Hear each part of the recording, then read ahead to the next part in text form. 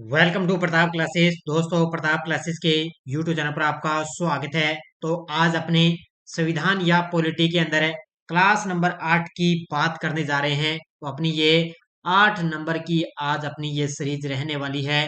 तो वैसे तो आपको लगभग 2 दिन या 3 दिन बाद में आपको ये क्लास मिल रही है, लेकिन आपको ये क्लास आपको कंटिन्यू मिलती रहेगी।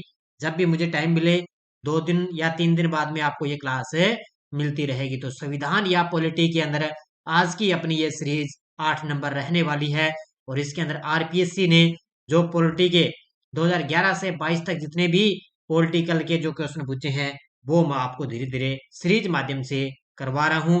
तो सारे विद्यार्थी एक बार सेशन को लाइक शेयर करेंगे, और जो साथी हमारे इस चैनल पर नहीं है तो जरूर आप चैनल को सब्सक्राइब करें और इसके पास ले बेल आइकन का घंटा दबाएं, ताकि हम जैसे वीडियो अपलोड करें उसका नोटिफिकेशन आप तक है पहुंच जाएगा। तो स्टार्ट करें। और इसके अलावा इसका टेस्ट आपको धीरे धीरे जो अपनी प्रताप क्लासेस ऐप के अंदर आरपीएससी और आरएसएसबी द्वारा पूछे गए जो ओल्ड क्वेश्चनों की अपनी टेस्ट सीरीज चल रही है, इसके अंदर आपको वैसे तो वो यूट्यूब पे क्लास मिलती है, उसी प्रकार आपको 2 दिन बाद में इसका टेस्ट भी आपको ऐप के अंदर मिल जाता है। तो ये अभी इस पर 50% का ऑफ भी चल रहा है, तो ये आप ले सकते हो, क्योंकि नवरात्रा का आपके लिए ऑफर चल रहा है 9 दिनों का। 9 दिनों तक अपनी ऐप के अंदर 50% की छूट रहेगी। तो इसके अलावा अपनी वार्षिक करंट की टेस्ट सीरीज चल रही है, और पूरे साल की करंट अफेयर्स की है, फर्स्ट ग्रेड स्कूल व्याख्याता की है, भारत और राजस्थान का करंट, इसके अलावा इंडियन पॉलिटी की है, और आरपीएससी सेकंड ग्रेड और फर्स्ट ग्रेड के जो पेपर अपलोड कर दिए गए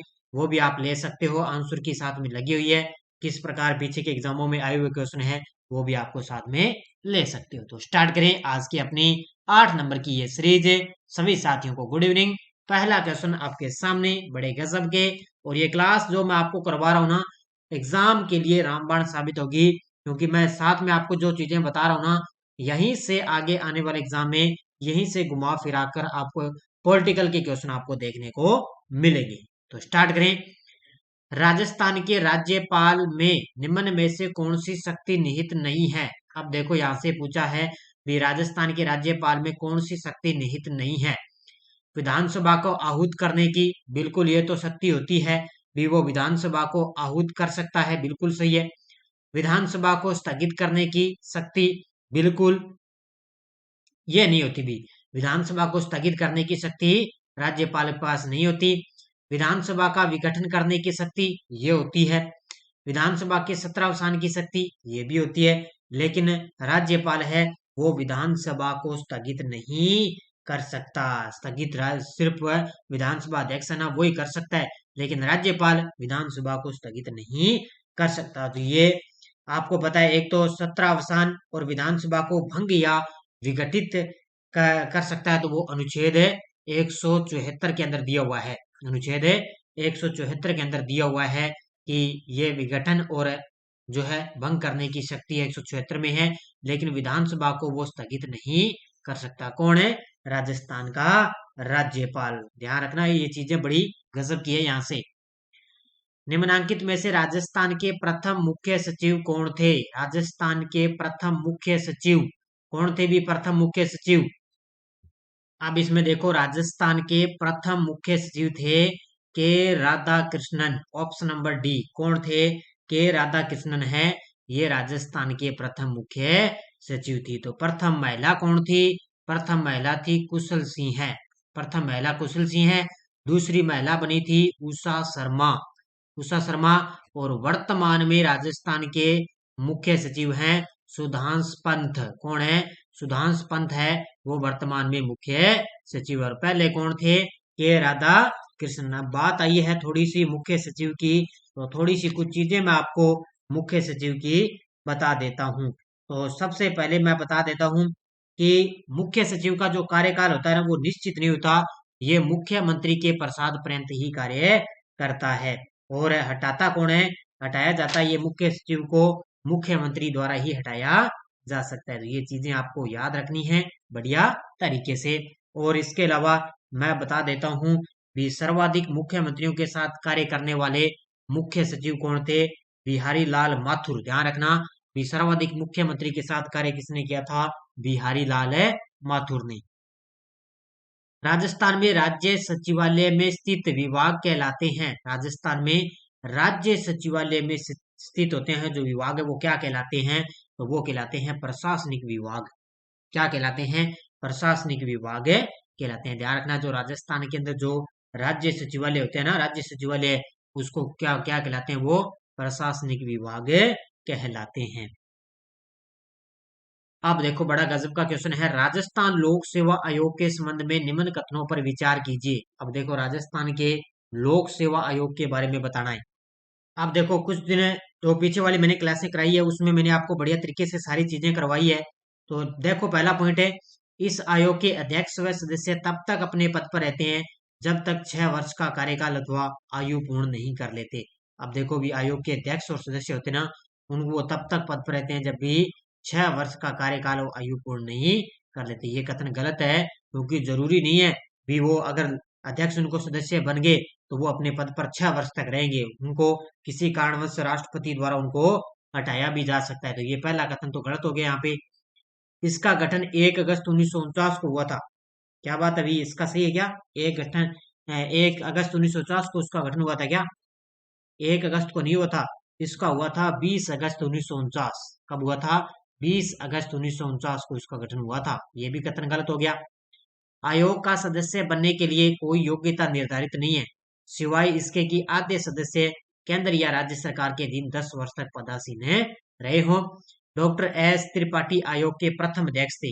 देखो, अब आपको पता होना चाहिए इसके प्रथम अध्यक्ष कौन थे। इसके अध्यक्ष प्रथम तो एस त्रिपाठी तो नहीं थे, तो वो थे, ध्यान रखना, डॉक्टर एस के घोष। कौन थे? डॉक्टर एस के घोष ये थे। लेकिन अब इसमें पहला कथन भी गलत हो गया, दूसरा भी गलत हो गया, चौथा भी गलत हो गया, लेकिन इसका उत्तर हो जाएगा सी नंबर। आयोग का सदस्य बनने के लिए कोई योग्यता निर्धारित नहीं है, सिवाय इसके आद्य सदस्य केंद्र या राज्य सरकार के दिन 10 वर्ष तक वो पद पर रहे हो। ये कथन बिल्कुल सही है, क्योंकि राज्यपाल इनको नियुक्त करता है, अध्यक्ष व सदस्यों की नियुक्ति, लेकिन इसको हटाने का काम किसका है? हटाने का काम राष्ट्रपति का है। तो यह याद रखना, आपको हटाता कौन? इनको राष्ट्रपति हटाता है। तो इसका उत्तर ओनली सी नंबर हो जाएगा, यानी कि केवल सी इसका कथन सही है।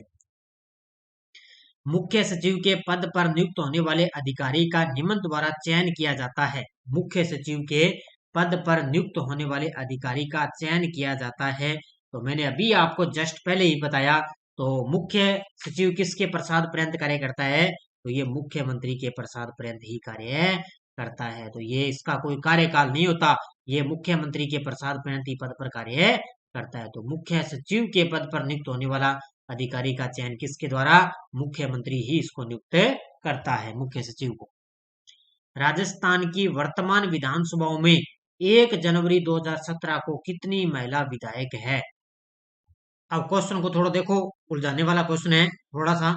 तो राजस्थान की वर्तमान विधानसभा में 1 जनवरी 2017 को कितनी महिला विधायक है? अब ये बात आई है 15वीं विधानसभा की। अब की बात तो 16वीं विधानसभा थी। जो 15वीं विधानसभा थी ना, उसके अंदर टोटल महिलाएं 15 बात करें तो उसमें महिला विधायक थी 27। कितनी थी? 27 थी, जिसमें से आपको पता है 27 में से 8 महिलाएं, ध्यान रखना, अनुसूचित जाति किसे है? 8 महिलाएं अनुसूचित जाति से थी और 3 महिला विधायक अनुसूचित जनजाति से थी। अब ये कैटेगरी ये भी याद रखना, पूछा जा सकता है भी कितनी महिलाएं अनुसूचित जाति से थी। तो 8 महिलाएं और 3 महिलाएं ना वो अनुसूचित जनजाति से संबंधित थी। तो टोटल महिलाएं कितनी रही थी 15वीं विधानसभा में? 27 महिलाएं रही थी। ये चीजें याद रखा करो बढ़िया तरीके से।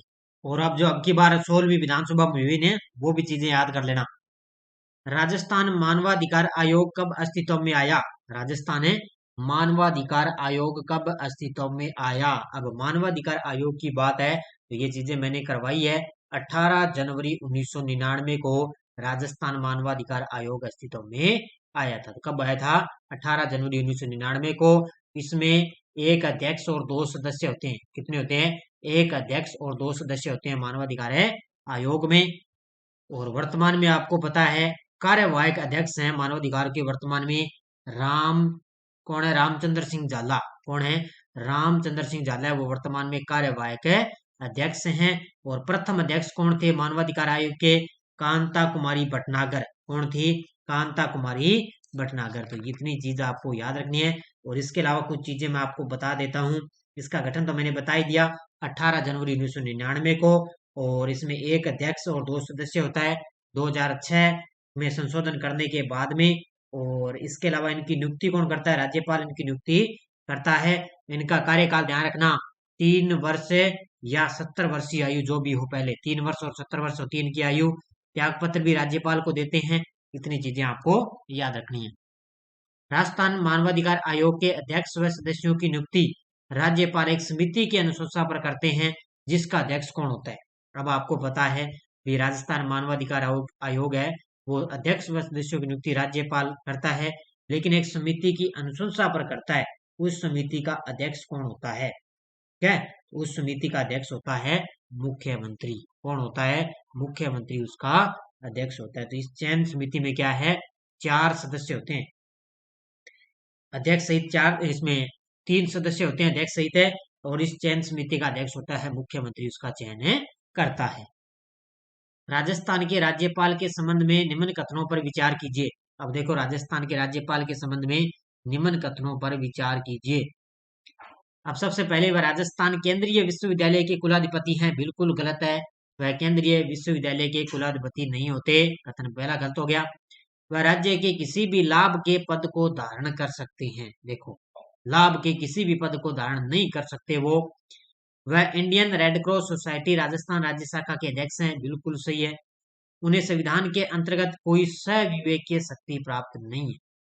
शक्ति प्राप्त नहीं है, यहाँ पे नहीं, अगर सीधा होता भी है तो ये कथन सही होता, लेकिन ये नहीं है तो ये कथन गलत हो गया। तो इसका उत्तर ओनली सी नंबर हो जाएगा। राजस्थान के राज्यपाल से संबंधित ओनली सी सही है। इसका कथन ऑप्शन नंबर केवल सी। नेक्स्ट है, राजस्थान सचिवालय पुनर्गठन समिति 1969 के अध्यक्ष कौन थे? राजस्थान सचिवालय पुनर्गठन समिति 1969 के अध्यक्ष कौन थे? ये सारे के सारे आयोग के क्वेश्चन है, ध्यान रखना। उस समय थे Mohan Mukherjee. Option number 3 number क्या है? मोहन मुखर्जी। ये राजस्थान सचिवालय पुनर्गठन समिति 1969 के उस समय अध्यक्ष थे। कौन है? मोहन मुखर्जी। राज्य के मुख्य सचिव को अवशिष्ट वसीयतदार कहा जाता है, जिसका अर्थ है, अब देखो इस तरह भी देखो एग्जाम में क्वेश्चन आ जाते हैं। तो राज्य के मुख्य सचिव को अवशिष्ट वसीयतदार कहा जाता है, जिसका अर्थ क्या है? इसका अर्थ होता है कि वह ऐसे सभी कार्य करता है जो विशिष्ट रूप से किसी सचिव को आवष्टित नहीं किए जाते। ये कथन बनता है इसका। ठीक है, ये मुख्यमंत्री का मुख्य सलाहकार तो बिल्कुल होता ही होता है। राज्य में सिविल प्रधान भी होता है, कैबिनेट सचिव के रूप में कार्य करता है। लेकिन इसने इसका अर्थ पूछा है भी, अवशिष्ट विषयदार कहा जाता है इसको। इसका अर्थ क्या होता है? तो इसका अर्थ ये होता है भी, ये ऐसे सभी कार्य करता है जो विशिष्ट रूप से किसी सचिव को आवष्टित नहीं किए जाते। ये कथन इसका उत्तर हो जाएगा ऑप्शन नंबर 1। अब देखो, सुमेलित करना है। मैंने बहुत बार आपको मुख्यमंत्री के बारे में बता दिया। मुख्यमंत्री किस राज्य के राज्यपाल रहे, कौन कौन रहे, उनके समय कौन कौन मुख्य सचिव रहे, कौन कौन वो, किसके समय राष्ट्रपति शासन लगा, ये सारे चीजें मैंने बता दी आपको। अब देखो, मुख्यमंत्री का कार्यकाल भी आपको याद रखना है कि कौन सा कार्यकाल किसके समय है। अब सबसे पहले बात आती है जगन्नाथ पहाड़िया। जगन्नाथ है पहाड़िया, तो जगन्नाथ पहाड़िया। अब इसमें देखो, जगन्नाथ पहाड़िया, इनका कार्यकाल था 1980 से 81। 3 नंबर हो जाएगा, 1980 से लेकर 81। और इसके अलावा जगन्नाथ पहाड़िया है, वो बिहार और हरियाणा के राज्यपाल भी रहे थे। याद रखना, बिहार और हरियाणा के राज्यपाल भी रहे जगन्नाथ पहाड़िया। अब है बरकतुल्ला खान। अब है बरकतुल्ला खान, तो ये बरकतुल्ला खान रहे थे 1971 से 73।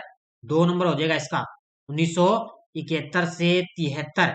ठीक है, इसके बाद में भैरों सिंह शेखावत। भैरों सिंह शेखावत का रहा था 70 से 80। 70 से 80 भैरों सिंह शेखावत। और इसके अलावा आता है मोहनलाल सुखाड़िया। मोहनलाल सुखाड़िया थे, ध्यान रखना, 54 से 57। मोहनलाल सुखाड़िया 54 से 57। और मोहनलाल सुखाड़िया आपको बताया कर्नाटक, आंध्र प्रदेश, तमिलनाडु के राज्यपाल भी रहे थे। तो इतनी चीज आपको याद रखनी है। और मोहनलाल सुखाड़िया को आधुनिक राजस्थान के निर्माता कहा जाता है, और राजस्थान के सबसे युवा मुख्यमंत्री भी बने थे मोहनलाल सुखाड़िया। और बरकतुल्ला खान आपको पता है, बरकतुल्ला खान है वो मोहनलाल सुखाड़िया के त्याग पत्र देने के बाद में मोहनलाल ये बरकतुल्ला खान मुख्यमंत्री बने थे। ठीक है। और अगर आपसे पूछे भी भारत पाक 1971 के समय राजस्थान के मुख्यमंत्री कौन थे, तो बरकतुल्ला खान थे उस समय। ये भी चीजें आपको याद रखनी है। अब इसमें उत्तर पहला हो जाएगा थर्ड वन, और इसका उत्तर 1 नंबर हो जाएगा। राज्य का मुख्य सचिव कार्य करता है। अब देखो यहाँ पे कथन दिए हुए हैं, आपको कथन से बताने हैं। राज्य का मुख्य सचिव कार्य करता है। अभी राज्य के मुख्य सचिव के कार्य आपको याद होने चाहिए भी कौन कौन से कार्य हैं। सबसे पहले बात है वो एक तो कैबिनेट के सचिव के रूप में कार्य करता है, बिल्कुल सही है। कैबिनेट के सचिव के रूप में। मुख्यमंत्री के मुख्य सलाहकार के रूप में कार्य करता है, बिल्कुल सही है, मैंने बताया था अभी। इसके अलावा सचिवों के मुखिया के रूप में भी वो कार्य करता है, तीनों कथन सही है। और सिविल सेवा के प्रधान के रूप में भी वो कार्य करता है। तो पहला, दूसरा, तीसरा और चौथा ये चारों के चारों सही है। 5 नंबर यहाँ पे गलत आता है, वो राज्य के प्रधान के रूप में कार्य नहीं करता। तो ये सचिवों के मुखिया के रूप में करता है, सिविल सेवा के प्रधान के रूप में भी कार्य करता है। तो ए, बी, सी और डी इसका कथन हो जाएगा सही। पहला उसका उत्तर हो जाएगा ए, बी और सी, डी।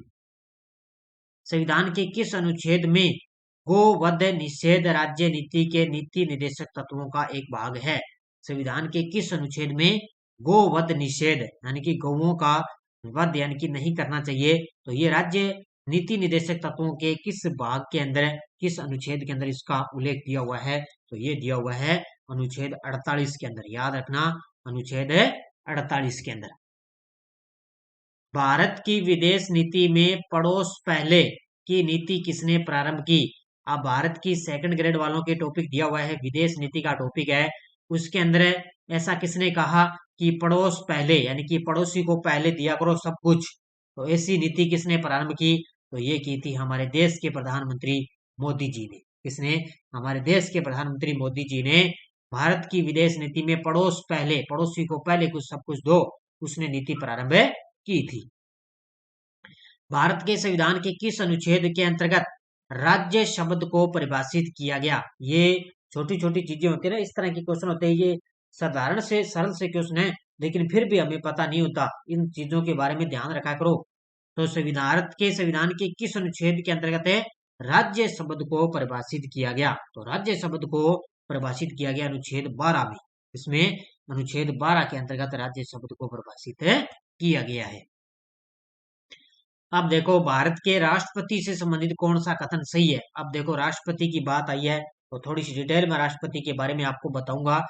तो सबसे पहले मैं कथन आपको कुछ बता देता हूं। पहले कथन देखो आप, राष्ट्रपति एक निर्वाचक मंडल द्वारा निर्वाचित होता है जिसमें संसद के सभी सदस्य भाग लेते हैं। बिल्कुल कथन गलत है ये तो, संसद के सभी सदस्य नहीं होते, इसमें सिर्फ लोकसभा राज्यसभा होते हैं। एक निर्वाचक मंडल द्वारा वो निर्वाचित नहीं होता। पहला कथन तो यहाँ पे गलत हो ही गया। इसके अलावा दूसरा, संसद के सभी निर्वाचित सदस्य और राज्य विधानसभाओं के निर्वाचित सदस्य निर्वाचक मंडल बनाते हैं जो राष्ट्रपति का निर्वाचन करते हैं। बिल्कुल कथन सही है भी, संसद के तो निर्वाचित सदस्य होते हैं, लेकिन वो राज्य विधानसभाओं के जो निर्वाचित सदस्य होते हैं ना, वो भी इसके अंदर भाग लेते हैं, वो निर्वाचन करते हैं। ये कथन तो बिल्कुल सही है। उनके निर्वाचन में दिल्ली और पुडुचेरी की विधानसभाओं के निर्वाचित हुए सदस्य भी भाग लेते हैं। तो ये भी कथन बिल्कुल सही है भी, दिल्ली और पुडुचेरी के विधानसभाओं के निर्वाचित सदस्य भी भाग लेते हैं, बिल्कुल सही है। एकल संक्रमणीय मत के माध्यम से अनुपातिक प्रतिनिधित्व की प्रणाली और गुप्त मतदान लागू होते हैं, ये भी कथन बिल्कुल सही है। तो इसका दूसरा, तीसरा और चौथा तीनों कथन सही है। इसका उत्तर हो जाएगा 4 नंबर, सेकंड, थर्ड और 4 नंबर इसका सही है। 14वीं राजस्थान विधानसभा में अनुसूचित जनजातियों के लिए आरक्षित सीटों में से कितनी महिलाएं सदस्य निर्वाचित हुई? देखो अभी मैंने आपको 15वीं विधानसभा में बताया था कि उसके अंदर अनुसूचित जनजाति की थी 3 महिलाएं। कितनी? 3 महिलाओं को महिला सदस्य निर्वाचित किया गया। अब इसने पूछ ली 14वीं विधानसभा, ये देखो ये याद रखनी है बढ़िया तरीके से, पीछे पीछे जा रहे हैं। तो 14वीं विधानसभा के अंदर अनुसूचित जनजातियों के लिए आरक्षित सीटों में कितनी महिलाएं सदस्य निर्वाचित हुई? तो ये हुई थी 5 महिलाएं। याद रखना कितनी हुई थी? 14वीं में हुई थी 5 और 15वीं विधानसभा में अनुसूचित जनजाति की 3 महिलाएं निर्वाचित हुई थी। ये चीज आपको याद रखनी, इसका उत्तर हो जाएगा 5 महिलाएं। केंद्रीय सूचना आयुक्त का कार्यकाल होता है। अब बात आई है केंद्र की, तो केंद्रीय सूचना आयुक्त का, तो इसमें याद रखना केंद्रीय सूचना आयुक्त का कार्यकाल होता है 5 वर्ष या 65 वर्ष की आयु तक। तो 5 वर्ष या 65 वर्ष की आयु तक केंद्रीय सूचना आयुक्त का कार्यकाल होता है। तो उनको नियुक्त राष्ट्रपति करता है, और किसी कारणवश हटाना हो तो राष्ट्रपति हटा सकता है। निम्नलिखित में से किस विधायी सदन को समाप्त किया जा सकता है? तो लोकसभा, राज्यसभा, विधान परिषद या विधानसभा। इसने पूछा है भी किस विधायी सदन को समाप्त किया जा सकता है। आज का लास्ट और आपके सामने अंतिम क्वेश्चन है भी किस विधायी सदन को समाप्त किया जा सकता है? तो विधान परिषद को। इसको ऑप्शन नंबर 3 नंबर इसका उत्तर हो जाएगा, विधान परिषद को समाप्त किया जा सकता है। अब एक पॉइंट आपको याद रखना है, जो विधान परिषद है ना, इसका निर्माण व जो समापन की प्रक्रिया है ना, वो अनुच्छेद 169 में है। जो समापन या निर्माण की प्रक्रिया अनुच्छेद 169 में है। इसके अलावा इसको विघटित या भंग नहीं किया जा सकता, लेकिन इसको समाप्त किया जा सकता है। भंग या विघटित नहीं करते, लेकिन इसको समाप्त कर सकते हैं। इसके अलावा कुछ चीजें मैं आपको बता देता हूँ, लेकिन इसको जो समाप्त करने की जो शक्ति है ना, वो संसद के पास होती है। किसके पास होती है? संसद के पास इसकी समाप्त करने की शक्ति होती है। तो इतनी चीज आपको याद रखनी है बढ़िया तरीके से। और अपने तो ओनली राजस्थान के अंदर विधानसभा है, विधान परिषद है नहीं है। ये आज का लास्ट क्वेश्चन था आपके सामने। ये थी आज की अपने 8 नंबर की सीरीज है। और जो मैं आपको कुछ कुछ पॉइंट बता रहा हूँ ना, धीरे धीरे इन्हीं इन्हीं में से आपके लिए एग्जाम में आने वाला, यहीं से क्वेश्चन को इधर उधर करके आपसे एग्जाम में पूछ सकता है। तो बढ़िया तरीके से आप ये क्लास लेते रहना। और ये टेलीग्राम ग्रुप है, कोई सूचना कोई लिंक आती है बढ़िया तरीके से ज्वाइन कर लेना। अपने जनरल साइंस की टेस्ट सीरीज है, और जितनी भी अपनी ऑनलाइन टेस्ट सीरीज है, उन सभी पर है आपके लिए नवरात्रा पर है 50% का ऑफ आपको दिया जा रहा है। आगामी 3 से 4 दिन आपके लिए ऐप के अंदर 50% का ऑफ है रहेगा। इसका टेस्ट आपको मिल जाएगा बढ़िया तरीके से।